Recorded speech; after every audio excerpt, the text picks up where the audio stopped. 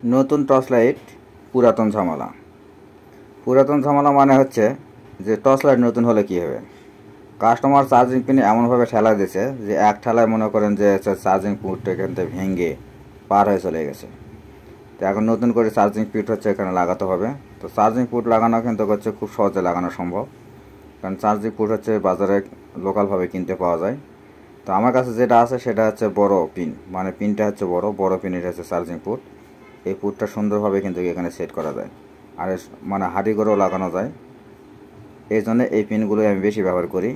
আর লাগানোর সময় একটু দেখে শুনে লাগাতে হয়, কারণ হচ্ছে পিনটা যেহেতু বড় সেহেতু হচ্ছে অনেকটি আনা বাইরে থাকে। আর বাইরে থাকলে সুবিধা আছে, এটা ভেঙে যাওয়ার কোনো চান্স থাকে না। আর ছোটো পিনগুলো অনেক সময় ঠেলা দিলে ভেঙে পার হয়ে চলে যায়, এই জন্য বড়ো পিনগুলো লাগানো হয়।